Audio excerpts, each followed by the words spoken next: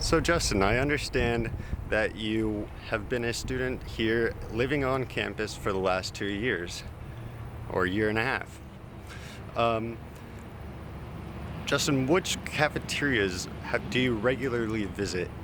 I would say I regularly go to Bruce and Eagle Landing. Last year I lived at Bruce, so it was easiest just to go there because I lived there obviously, and Eagle Landing was a bit of a walk. But this year I'm living at Legends now, so nothing's really close. So I just kind of go to whatever's open, go wherever I'm in the mood for. Bruce has different types of food than Eagle Landing, so it just kind of just depends what I'm in the mood for.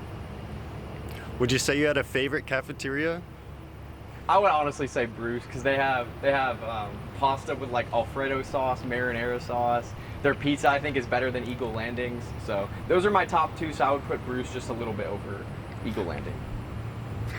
So last year, due to COVID, we had a lot less students on campus, and now that we're seeing a lot more students on campus, what are you seeing that's different at the cafeterias? Well, obviously, like from a COVID perspective, people aren't wearing their masks like they were last year.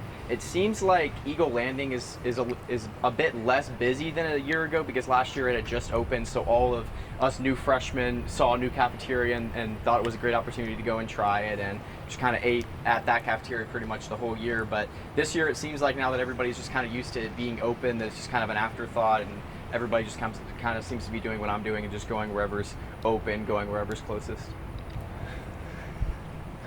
And are you seeing a difference in waiting times or quality of food?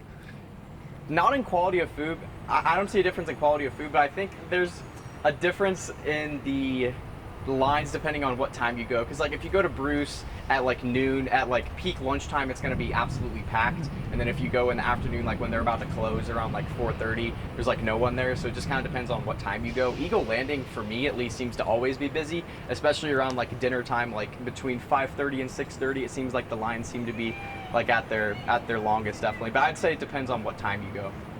And what would you say the favorite thing you've had at a UNT cafeteria and your time here has been?